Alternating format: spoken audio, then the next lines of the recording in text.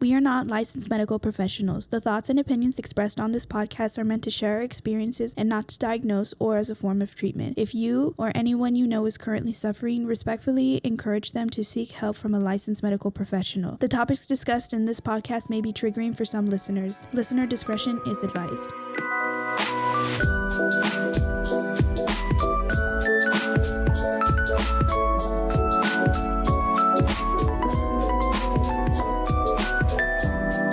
Welcome to Now Try It With Wine. I'm Mary. And I'm Des. In this episode, we're going to continue our discussion from last week and talk about grieving relationships. And we have a nice little analogy from Tyler Perry. The quote is, "Some people are leaves and are only there when the weather is pleasant. Some people are branches and will stay around longer but will fall during the storm. Few people are the roots that are rarely seen, and their job is to nurture you. If you are happy, they are happy."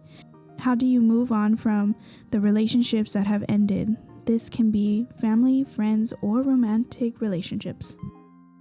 I think we all have our own, what we think is our own recipe for getting over a relationship ending. Yeah, especially a breakup. I think we all have a different approach to it. I think we all kind of go through the grievings, the anger, the denial, I'm going to burn all his shit. I told Mary, when she did the research for this, I was like, I did not know there was a grieving stance for relationships. Obviously, like we said in the last episode of part 1 of grief, that you have it for people that pass away, animals that pass away, you go through that stage. But I didn't know leaving a relationship or not talking to a family member or a friend, there's stages. Yeah, I didn't really recognize that either until my mother's divorce from my stepdad. When she was going through that, I kind of, I saw her going, because when her and my dad split up, I'm sure she went through the same thing, but I was a kid. Yeah. As an adult watching her go through it again, I realized she was grieving the end of her marriage and the end of this relationship. And I didn't understand that there was a process necessarily, but I understood I saw grief. Yeah. And not just something ending. So how do you grieve the end of a relationship in a healthy way? I don't think the way I do it is healthy. I think I get angry.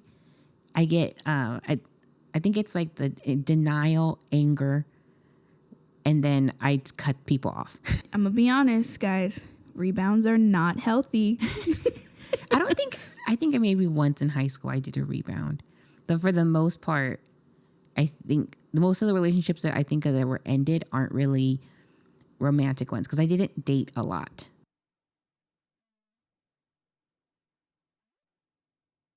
I don't think I did. I don't think I did either. I think I only had 4 boyfriends or 4 people I talked to. Same. 3 that became boyfriends. Same. 1 became my fucking husband. Same.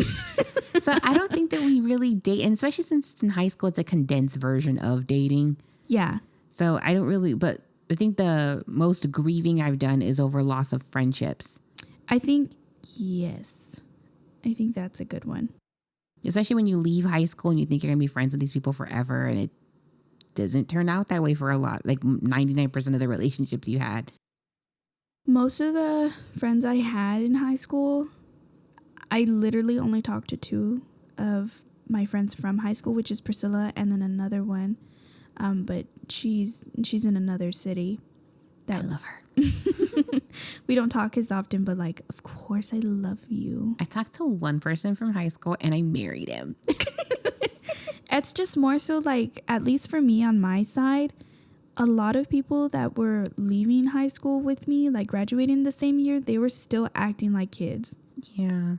Or they're in a different spot. Life just didn't turn out the way I wanted to, and I don't have kids to relate to them with. Yeah. I don't really mind kids and stuff. I love kids. If someone's oh, I have to bring my kid if we can, I'd be I don't care. Where are we going? Peter Piper's? Well, I had the opposite, where people, some of them were fine with bringing their kid, and I don't really care one way or the other. But then others who never wanted to bring their kid, so they would only hang out when they could have a chance away from their kid. And I was when is that? Once every few months? Yeah, again, I don't mind. I know that's that person's time, the parents' time. I think it's just more so they should also put the effort in. Yeah, because then I think that people also, I'm trying to like bash on people with kids, but I also feel like they use them as an excuse to disengage from people, even though I have no problem hanging out with kids. Like maybe we'll have toys at the house next time or something, but they don't even give us a chance to like be that way with them. You know what I mean? Yeah, and I understand like maybe they don't want to like push a certain boundary. They think like, oh, like she just doesn't want my kids around or anything. Guys, have that communication with somebody. She'll be like, are you okay if I bring my child with me? I can bring toys, or because if that were me, I'd been like, what do they like? Oh, they love Super Mario. Give me 2 seconds. I'm gonna go to the store real quick. Yeah, and like at least if they say they're okay with it, believe them until they give you a reason not to believe it. Agreed. Because I feel like that's another thing too. They're like, well, you just don't get it because the kid's not here yet, and I'm like, I have nieces, I have nephews. You're right. Like, it's not the same because we have them for a couple of hours, but like we're only hanging out with them for a couple hours, so exactly, it's kind of like the same thing. I'm kind of cool with it.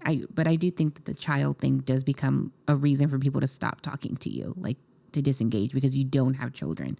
Before we get into the actual discussion where we're going to talk about the actual stages that people go through when they're grieving, we're going to talk about the wine first. Yeah, Des, I think the I need some resident wine. sexy girl voice. This is, how do you say, Natra. Rosé wine from Chile. Chile. Premium and pure. It's that simple. Natra wines are made from the purest grapes nature can provide, and with the utmost respect for the environment, so you can feel good about sharing and enjoying. Is that gonna be your thing? Andrew and I made sure we kept that in when we were editing. When you were like, oh. We'll make sure it stays this time. Your face was so not sexy. It was not. I was struggling to open that. Oh, there's a cap on the inside. So it has a twist top and then there's a cap on it. It smells good. Let's get the pour.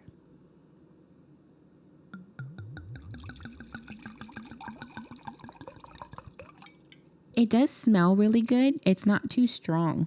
Let's give it a taste, see how we feel about it. What do you think smell-wise first? I think it smells almost peachy. Yeah, it's giving peachy aroma and a nice Bath and Body Works perfume. Right? Yeah. Like maybe the champagne one. Ooh, okay, yeah. I don't know why I sniffed the mic. Ew. That shit tastes good in the trash. That'd be delicious in the garbage disposal. I didn't like it. It had no... There's no taste. There's no taste to it. There's like absolutely no taste to it. I don't know what to tell y'all. Like, you know what it tastes like? Fancy beer. I could get that. I don't like beer. Like we said in was it workplace? Yeah. Still wine. It's still it's alcohol. So we're gonna drink it. It's a sin if not. Out of respect for the person who bought the bottle, we will drink the glass. Ugh, I just don't like it. I don't get any flavor as far as peach or anything from it. I don't know what it's supposed to taste like. I like rosés too. Yeah, I've had good rosé. Mm-hmm. It's not sparkling either. It tastes almost flat too at the same time. Maybe there's a whole line of them that's supposed to be that way, and we're just not. We're not connoisseurs yet. We're gonna have to do an episode where we just get up our wine game. Yeah, we appreciate whoever bought this. It was in my fridge. We're not sure when it was bought. We don't know if it was one of us. Oh, I can guarantee you it wasn't or me. A guest. What? I can guarantee you it wasn't me. I told you. Oh yeah. Oh, Mary has rules. Not third person. Mary has rules. She has rules about her wine. No girly labels. This ain't it. It just ain't it. It's not like I like my wines a little bubbly, like a little crisp tasting, and I want to taste something. I'm fine with it not being sparkly. Sparkly is like iffy for me. It's more juice if it's sparkly for me. I don't really mind if it's not. But this is barefoot level for me. Yeah, this was definitely like a never again. Yeah, this is a 0. We found a new low.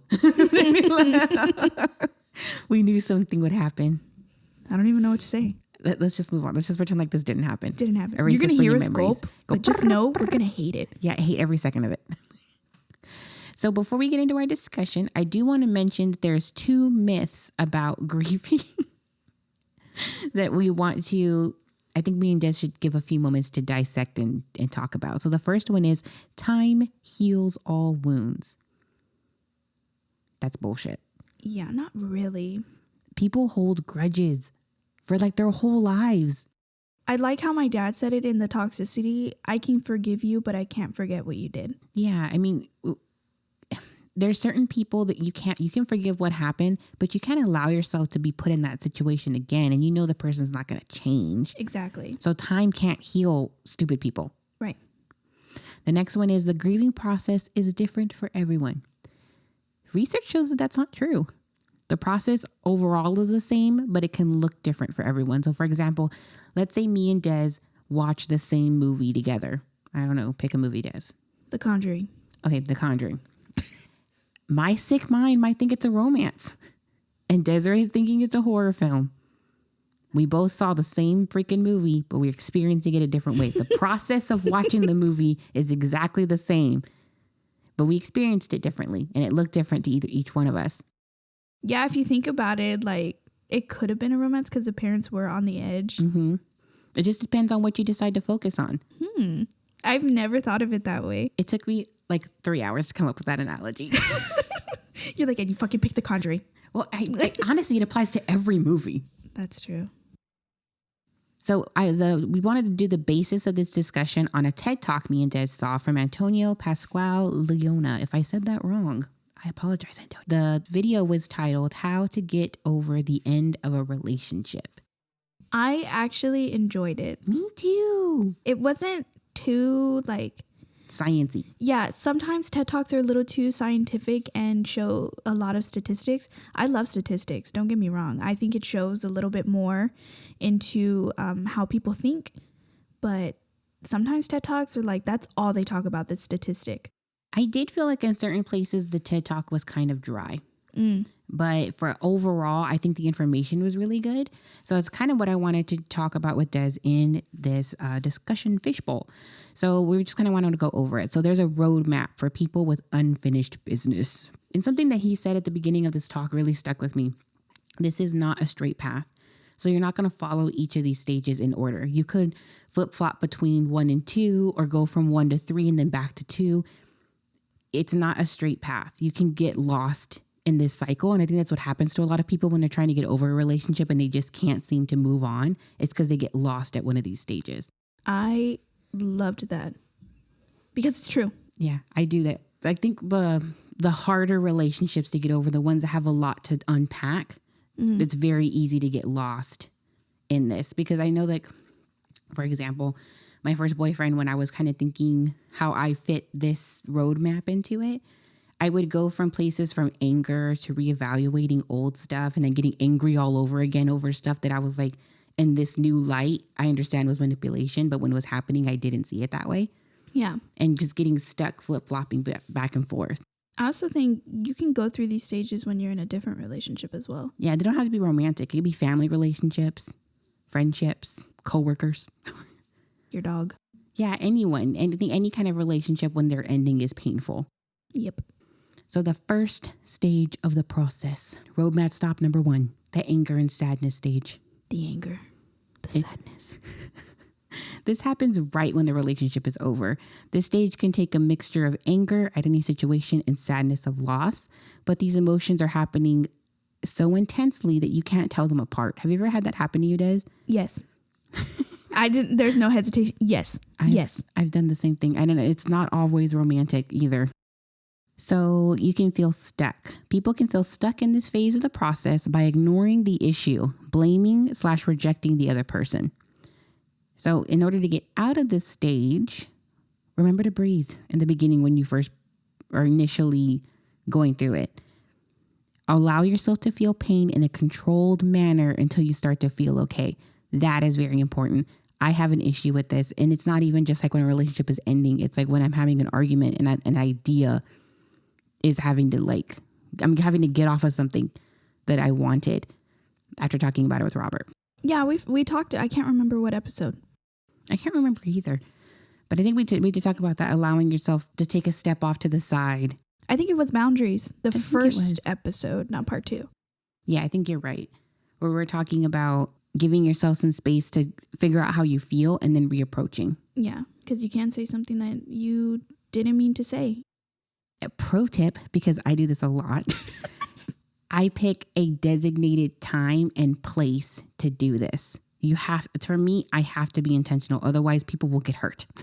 Yeah. Because I will say things I don't mean if I'm interrupted when I'm still digesting something. I just cry and then I get back to Andrew.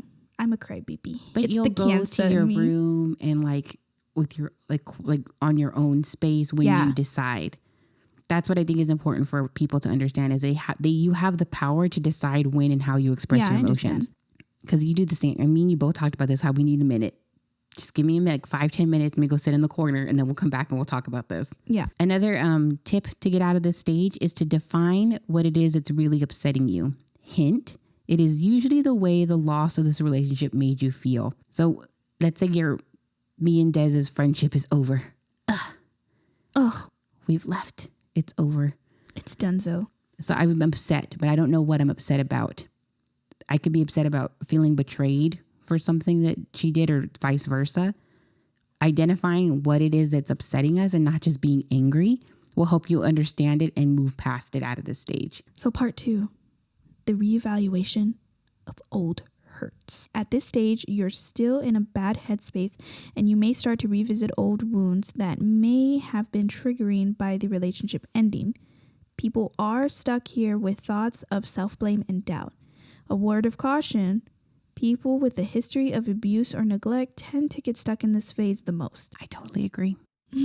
Because I think people being stuck in the thoughts of self-blame, for people who went through any kind of abuse or neglect, you always blame yourself. I know we were supposed to hold off but I think a good example for me is I brought baggage into not my marriage, but when Andrew and I first started dating, I got out of a really bad relationship. So I brought that with me and I thought if he hurts me the same way, it's because of me, you know? Mm-hmm. Because I'm the only thing that's the same. Yeah. So it has to be me. Right. So to get out of this stage, you get a sense of what it is you really need. What do you most deeply need, even if you don't feel entitled to it? If you need to be cared for, valuable, useful, worthy, made a priority, whatever it is you need, even if you don't think you deserve it, you need to figure out what that is because you're going to need to get it one way or the other. Period. Remember, it's not what you need from the specific person. It's not to have the last word or get an apology. You don't need that. I hear that a lot, especially when I was in high school, about girls leaving a relationship and being like, well, I just need him to apologize, or I just need to say the last nasty thing. I need to be the last one to say something.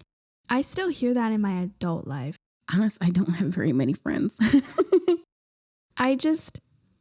Even if they apologize, it could still be the same fucking thing the next time. And then you're relying on them to tell you you're okay.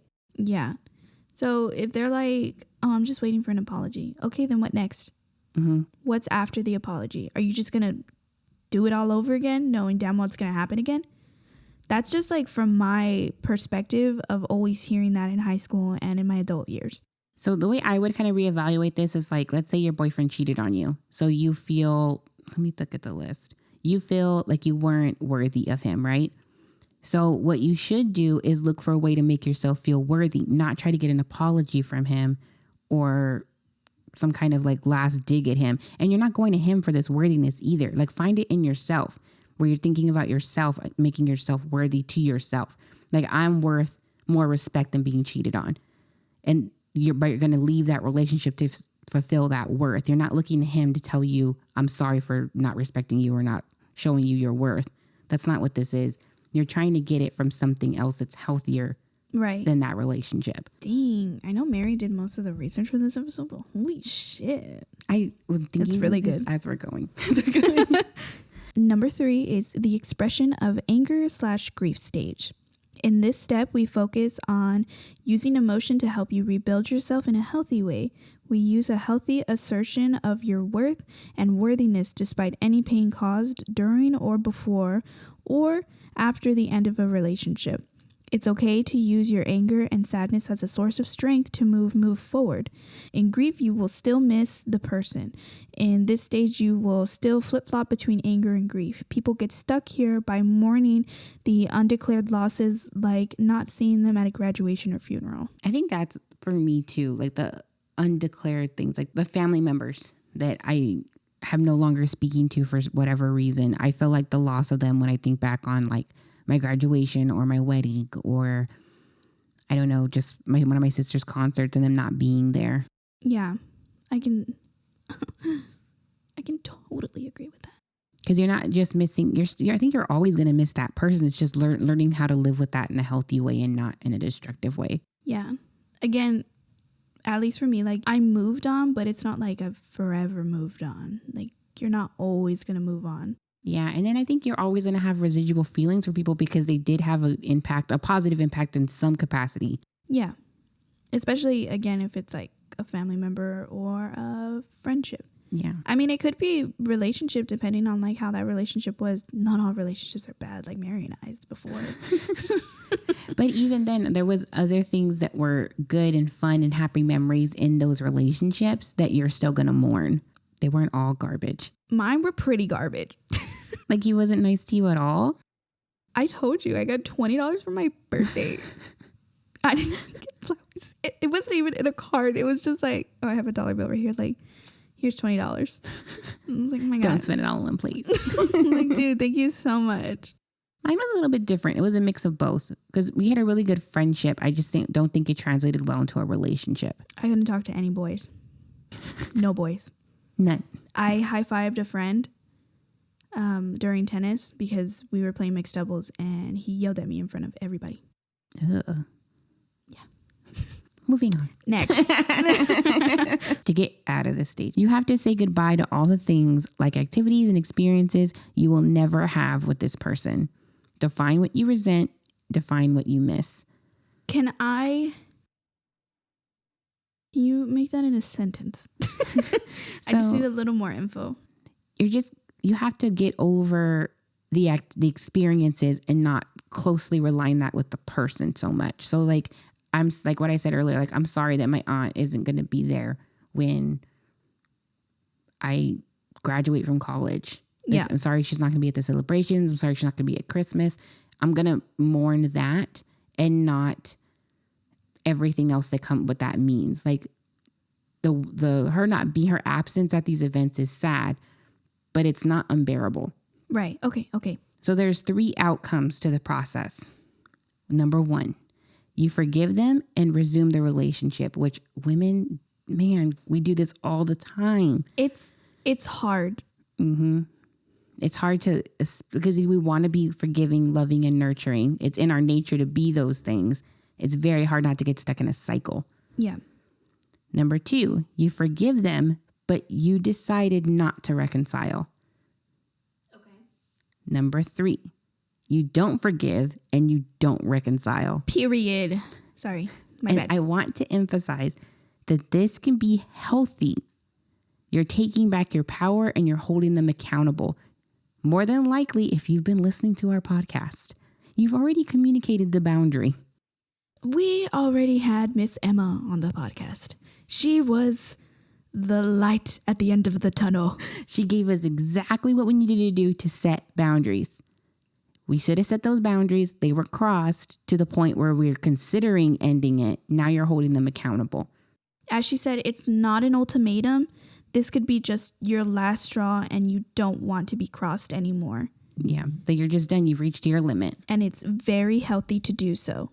So we're taking back our power with the you don't forgive and you don't reconcile. And don't let other people make you feel guilty for not forgiving and reconciling with that person. Period. Especially when it comes to family members, that could be extremely hard. Well, I want to save my past relationship for another episode. I think it would go more into depth in that episode. Season 2. Plugging it in right here. We have a lot of exciting things coming for season 2 and we're excited to talk about it. So if we let things slip here and there, it's not our fault. So I did say it in grief. After my grandma passed away, my great grandma, after she passed away, my dad's side of the family just split. Everything was split. I was 13 or 16. Or 15. I can't remember. Like, she was specific. In the age range of 13 to 16. Yes. But when it happened, everyone saw me as like too young to understand what was going on. So I was just kind of like thrown in the back burner. My family was like kind of like just, no one was talking to each other. I recently talked to my dad actually this morning before we did this podcast, because he was like, I don't understand like why you're not like me and just let it go. And I was like, Dad, because like, one, like we're different generations, and two, this woman, she didn't raise me, but she babysat me all the time. I'm so close to my cousins, her kids, and when it happened, I just had to stop talking. I just stopped talking to all of them, you know? And especially too, like, I didn't know what was going on. I just knew my grandma died and bad things were happening with the family. So the next time I saw her was at my Sweet 16, and she didn't really talk to me. I see her once in a while, but I've told my dad and I've told Andrew, I've tried to forgive, and I can't forget, because I understand, like, maybe you're mad at my dad of the situation that's happening, or maybe I don't know, you just don't want to be around me. Just tell me that, because I tried to invite you to my graduation. I hand delivered that invitation and I didn't get anything. 2 weeks later, I went to her granddaughter's birthday party, and she asked me if I graduated yet. Yes, I graduated, and you fucking know that. Yeah. It was just more so like, you're not even trying at this point. And especially, I think it was like maybe like 2 years later after I graduated, and she asked how old I was. I know it's such a small question and such small talk, but to me, I was like, you babysat me, and I was always at grandma's house when you were there. You should know how old I am. I think too much damage had been done at that point. Yeah. And like, to this day, if I do see her, I just put a face on. Just like, hi Thea, how are you doing? Oh, that's good. And then I'll walk away. I told Andrew I'm tired of like being uncomfortable around her. And if we're at a party, I will do anything for my other Thea. If she tells me like, oh, she's going to be here, I'll be like, no problem. I'll be there for you. But just know, like, I'm not going to be here for too long. I'm only going to be here for like maybe an hour or two. Yeah. Just to see you and support you. Yeah. I have no problem with her, and like, no, she didn't do anything mean to me. It's just more so like I felt abandoned by someone I like cherished a lot, that I looked up to especially. It was her, my great grandma, and my Thea I still talk to on my dad's side, that were really like influential. Yeah, and like grandparents in my opinion, because again, my dad's parents aren't really grandparents to me. Yeah. So I see them as like, yeah, the older Theas that I look up to. Like, I tell my dad, the Thea I still talk to, that I love so much, my sister and I love her to death. I love you, Thea. She knows. I see her and my uncle, her husband, as my grandparents. That's what they are to me. I still call them Thea and Theo, but like, affection wise, yeah, they're my grandparents, you know? Yeah.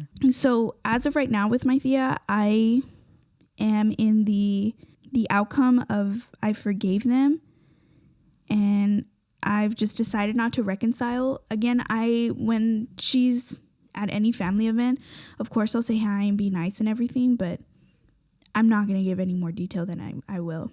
I invited her to my wedding, and she came, and that's fine, but I did not give them the light of day. I just said, hi, thank you so much for coming, and I walked away. They did the bare minimum. I honestly think, though, that's the healthiest spot to be in, is the forgiveness, but you maybe don't reconcile. Yeah, I don't want to anymore. In my opinion, too much time has passed. Yeah, her and my grandparents on my dad's side, there's just too much time has passed. I've already tried to put in efforts on my end. I'm done trying. As I've said with my dad, I still like give him, like with my grandparents, I still try with them, but I'm only going at their steps. I'm not going at my steps anymore, because my steps were like miles long and theirs are only pebbles long. Yeah, mine's is a little bit different. It's the same with a Thea. I have a Thea. I don't. But you can still say it. You had. Yeah, it is a more of a had situation at this point. Like, we used to be really close. I used to spend the night at her house all the time growing up, and I told her like more than I told my other Theas, and I was really close to her. And she started doing something that it just kind of touched a chord with me, I guess. You know, just given my own background and then seeing like a cycle repeat, but like in the reverse. If that makes sense. I'm trying to say it without I don't want to put her business out there. It's up to you, girl. It's like when it's during that period where you figure out that your parents aren't perfect. Oh, yeah. That's kind of like what happened with me, where there was this period where I was figuring out that, you know, she makes mistakes too. It's not like I ever judged her for it. I mean, I understood that once I kind of got over the shock of it, which I can admit I maybe said things I shouldn't have, but I understood that. I could understand that people make mistakes. Adults make mistakes. We're always going to be making mistakes. Life is a learning process, and to have like more forgiveness and patience for each other. So when that kind of happened, though, it wasn't just something that was happening with me. It was happening with the whole family.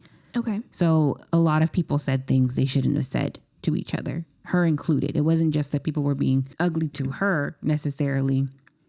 And sometimes I don't even think they were being mean to her. Things were just being misinterpreted because the environment was becoming tense. Right. So she started to put distance between us and the rest of the family. And then I had a situation where she was actually the aunt that I had went to visit with Robert when I was being accused of sleeping with him when I moved out.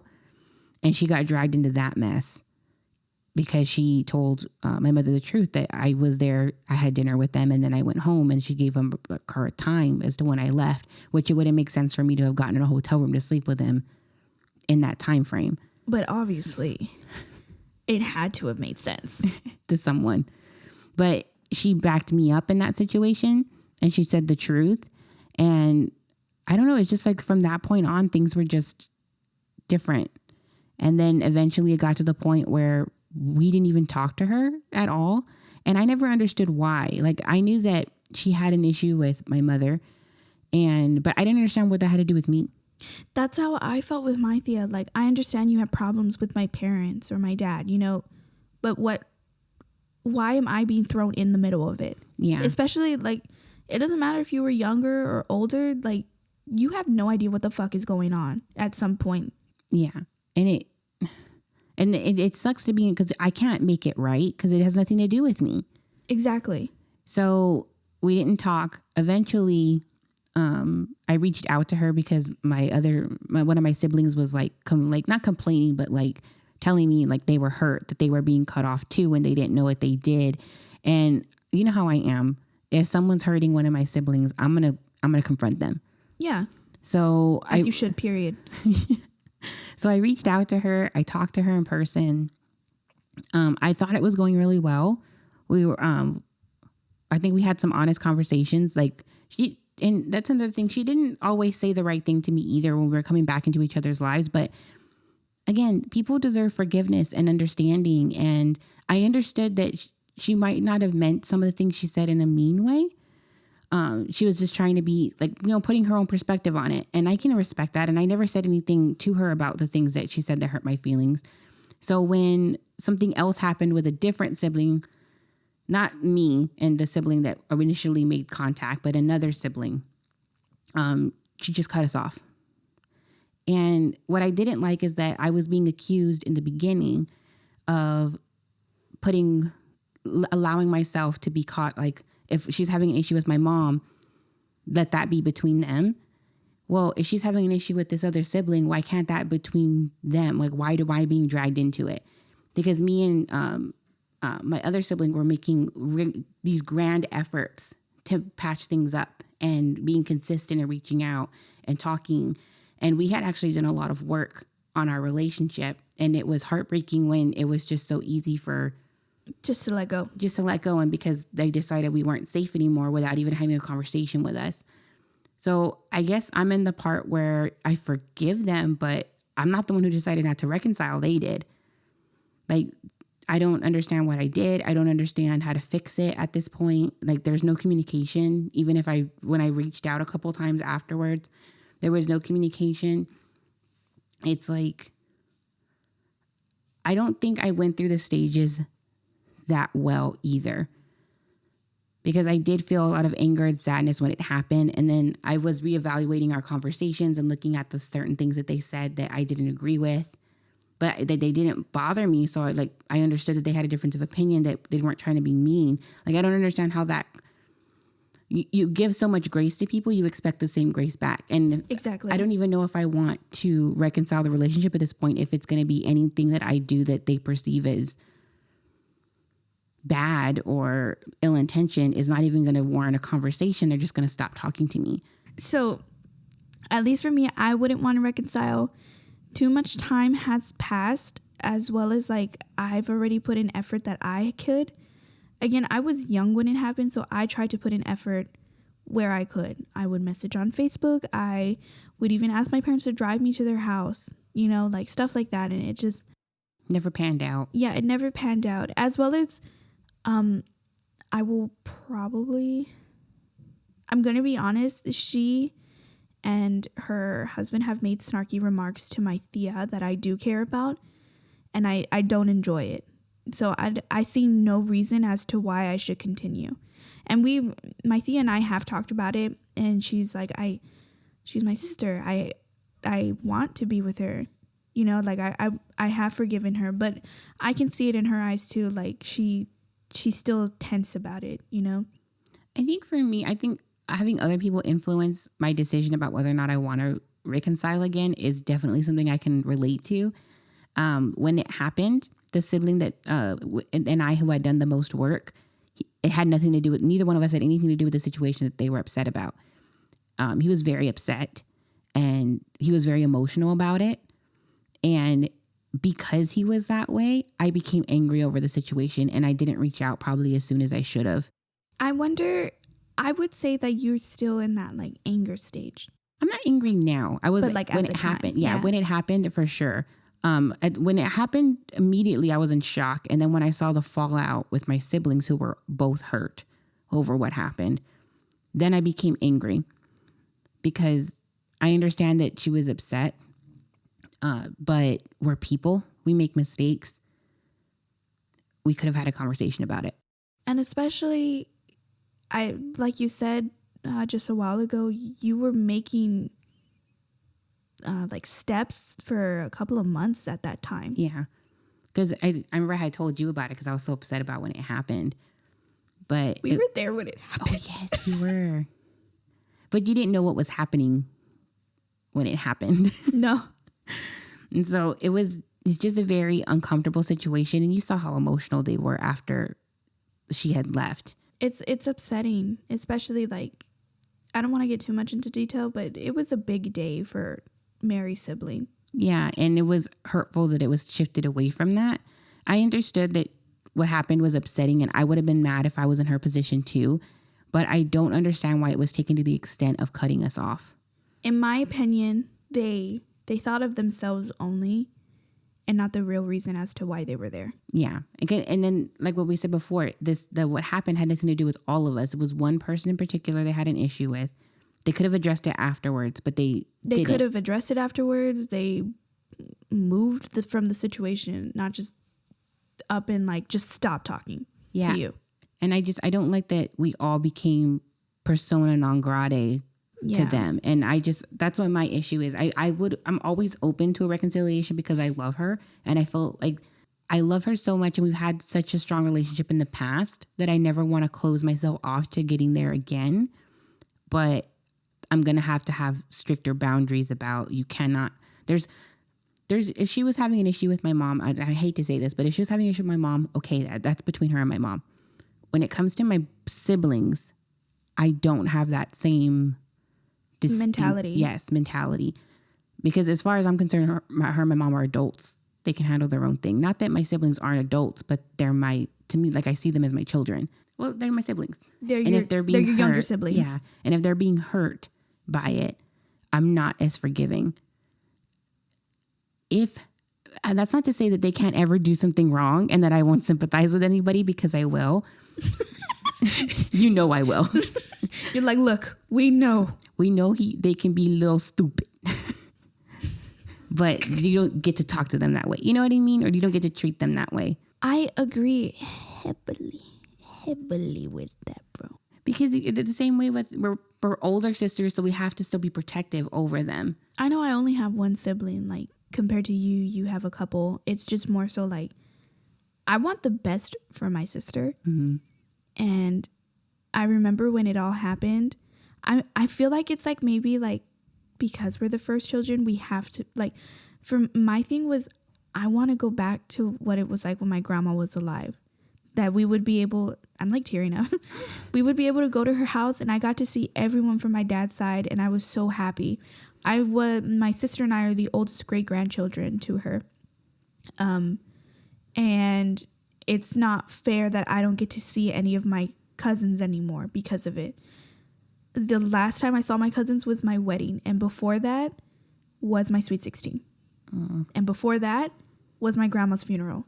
I think where your and I real anger comes from is just the mistreatment of the people that we love. I think because I can get over when they do things to me. To me, it's not a big deal to me. Yeah, that's how I felt. It's more so like my sister, I remember like it happening, and she was just like, I don't fucking care. And like I said, I think it's like the first thing, because I want to keep my family together and I want to be happy again.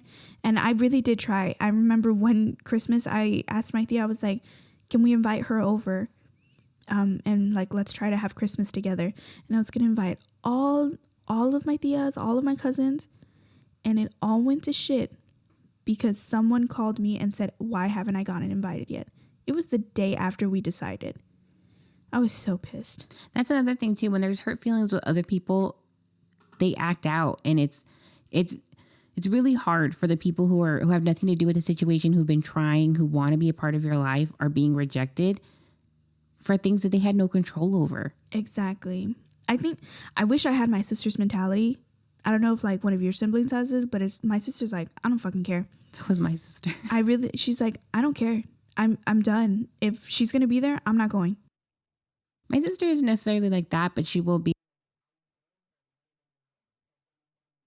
If my tia told my sister, I want you to be here, but she's going to be there, I know my sister would be like, okay, tia, just know I'm going to be there for like an hour or so, and then I want to go home by then. What my sister would do, she'll show up, but she'll sit in the corner, eat and drink her food, and she'll sit with other people, but she will strategically avoid people the entire time she's there. Because my sister's still underage, so she doesn't have a choice about when she gets to leave. But she will make her discomfort known. My sister, she knows me that I'm like, sometimes my social battery is just too low, and she'll notice, and she's like, are you ready to go home? Can you drop me off? Can you drop me off at home? I'm like, sure. I know my social battery definitely, I think I need to pay attention to it more, because then I start getting snippy. Oh my gosh. But it's not just family. And we both talked about our tias, but have you had a friendship that was difficult to let go of? No. I'm going to say no, only because like on my end, I was the one that just stopped disengaging because I didn't want to do it anymore. A lot of my friends in high school were in terrible relationships, and I made it known that I didn't enjoy it, and I was tired of always hearing it. Like, oh, so-and-so did this. Oh, can you believe they did this? This happened, and I'm just so mad. Whoa, why are they cheating on me? Blah, blah, blah. I was tired of hearing it, especially when they'd be like, I think I'm just going to break up with them. Well, then why don't you fucking do it? And then you'd get back with them. So I remember telling them, because it was two that I thought I would be friends forever with. I was like, I don't want to do this anymore. I'm fucking tired of hearing the same shit and then me giving you the same response, like if I know you're going to do something about it. And I just ended it. Yeah. I don't know. Are you going to end it with me? It's more so like I know what you mean. Petty bullshit, the obvious stuff. Like, it's obvious relationship stuff. Like, there's no gray area. Yeah, I don't mind. Like, if people come to me and ask me for like responses or like, if people ask me for like advice, I don't mind. I will sit there and let you vent to me. If you want my advice, I'll give you advice. What I don't enjoy is it's the same story each time. Mm-hmm. And then I give you advice and you don't take it. And the person knows it's not good for them, but they keep going back anyways and then want everybody to feel sorry for them. Exactly. That they're going through it again. Like, it's so frustrating. I think Mary and I, as well as Priscilla, because I know you're getting closer to Priscilla, which I enjoy. Like, we should totally have like girls' night. Anyways, I'm happy that we can talk to each other and give each other advice and then come back to be like, you know what, I did talk to him in this way, or I did do this instead and it actually helped, or I didn't really like it, but I tried something different. I think that all of us have reached a point in our relationships though where we've kind of all tried the same shit. Yeah, and we just like find something different that might work. Yeah, or a variation on it. Like me and Andrew's compromise. We think our biggest issue? Not biggest issue, like how we fix it. Like how we like fix the issue. Bullying. I'm just playing. Imagine. Bully the fuck out of him. He'll vouch for me. He knows what's up. Listen here, Bobbert. There was only one friendship, and it wasn't really that I had to say we're not friends anymore. It just died. Isn't that weird? Mm-hmm.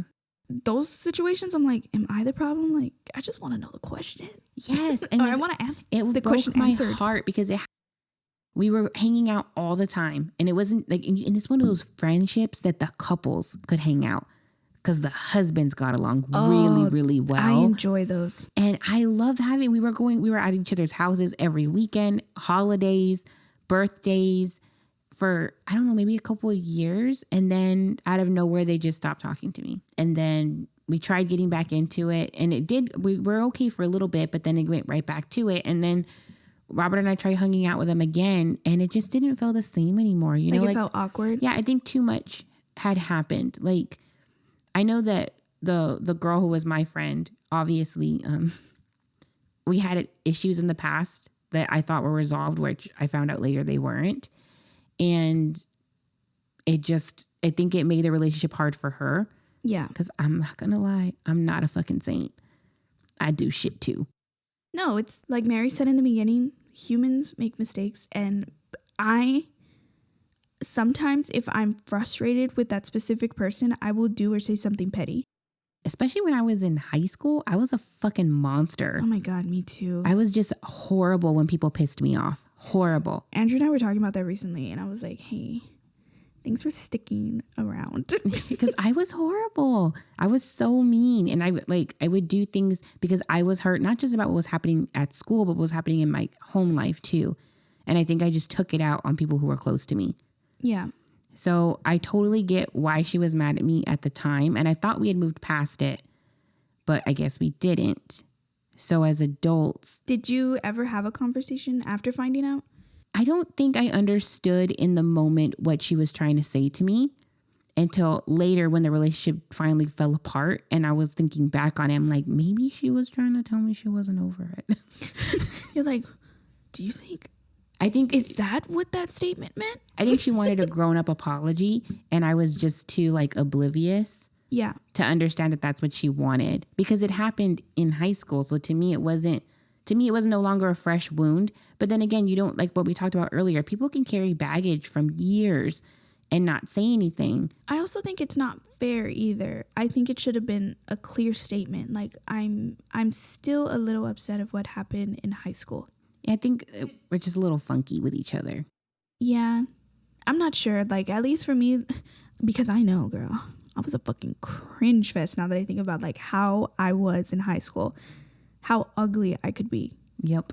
You know? And the things I did, I'm like so embarrassed by some of the shit that I did. I completely understand if people, like, only see me from what I was doing in high school and how I acted towards people.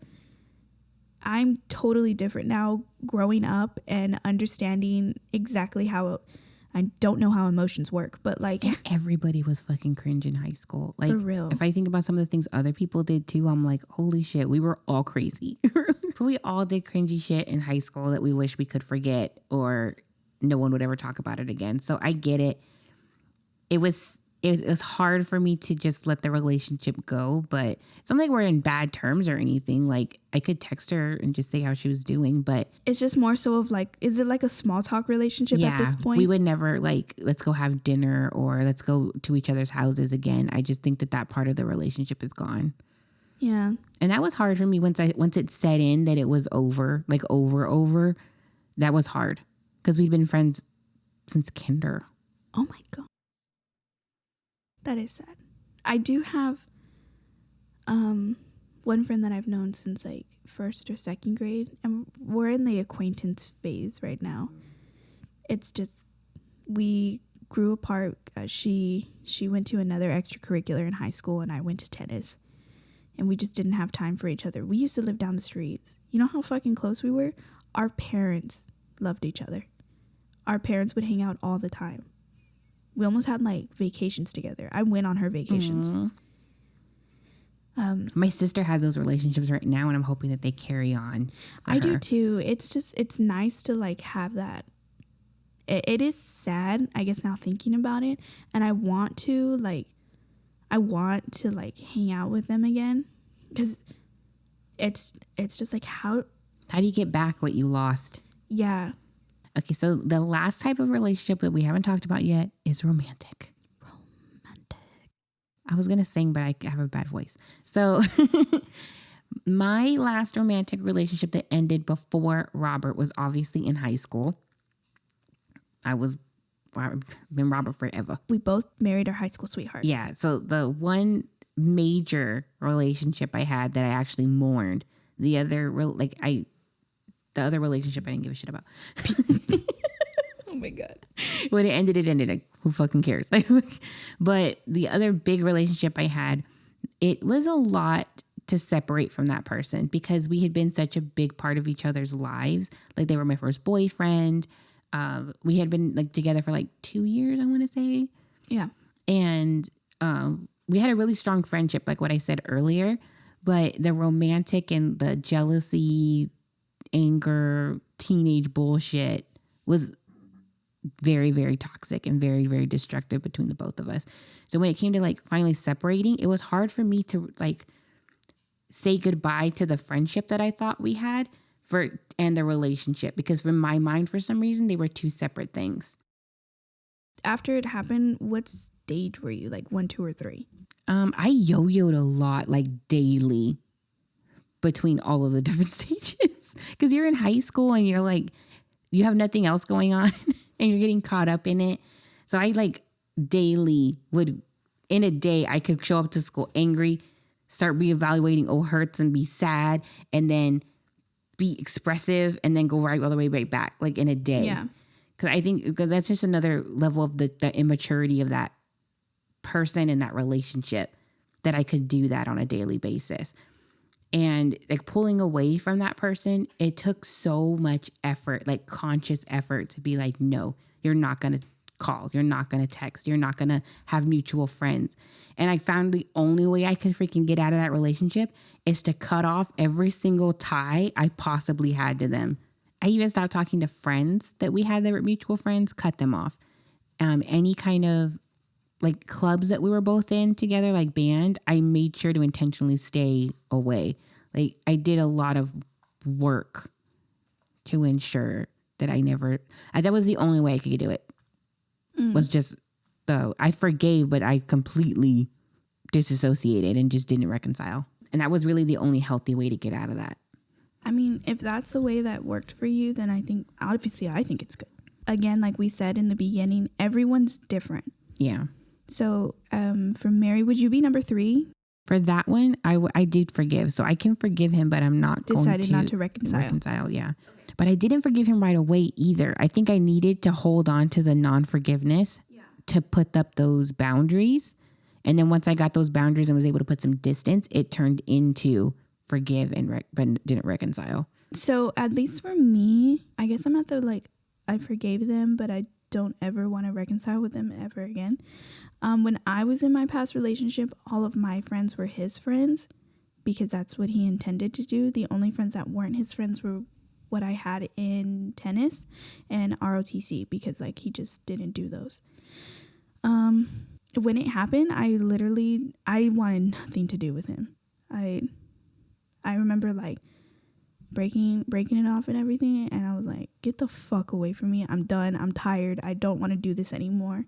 I'm going like a little more broad because I do want to talk more about it, maybe in depth in season 2. Yeah, a standalone, because that was a lot.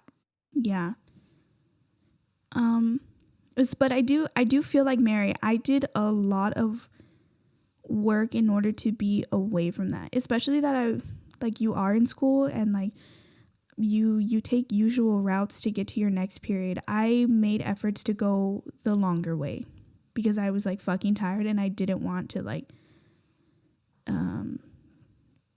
what's the word, like I guess like go back into it, because with that relationship I was really on and off often because I thought that was like the only like end game for me. Yeah, I felt the same way too. I think we hold on to those relationships a lot longer than we should have. Yeah. I know like with Andrew, I remember like talking to him about it and I was like, dog, I'm so sorry, but like I have a lot of baggage, and I'm very like thankful he was so patient with me with most of it, because like obviously like you gotta blow up sometimes, like why would you do this? But for the most part, I never want to be in the same room with that person again. Yeah, and I think it's healthier. Yeah, I know like it's okay to talk about it now and I don't really care about it, but it's just more so like at least for me, like I don't want to be seen as like a badge or something, like, oh, I had a terrible ex-boyfriend. No, I don't care. The punch card, the mental health punch card. Like Norma says. My trauma punch card. How she's like, get that bingo punch card out. No, I don't want to like I don't want to get a punch card or anything for it. It's just more so like, I told Mary I want to talk about it because like, I think girls should know like it is toxic when all your friends are their friends.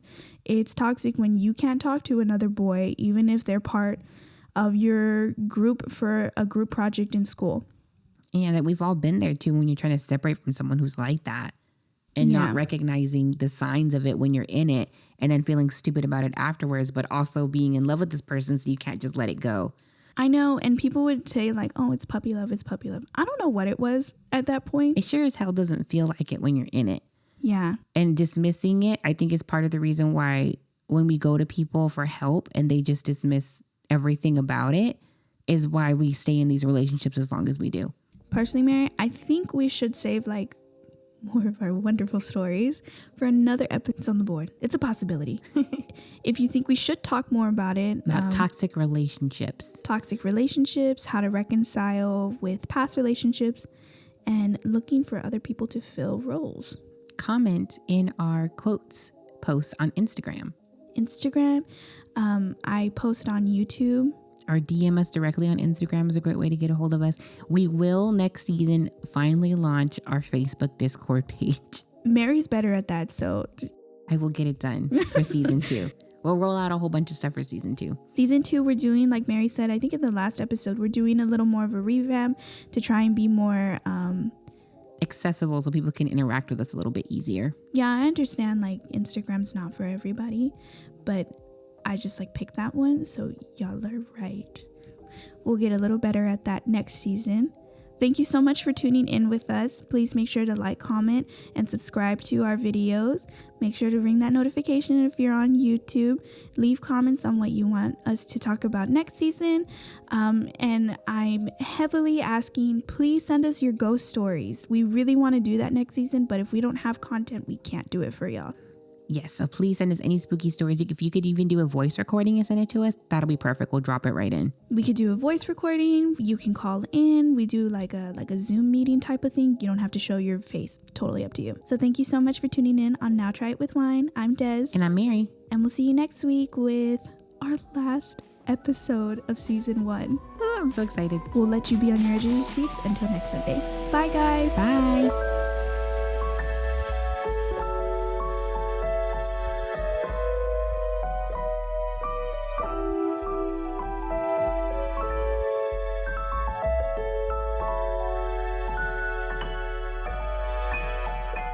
Don't you forget that charcuterie board, you heard?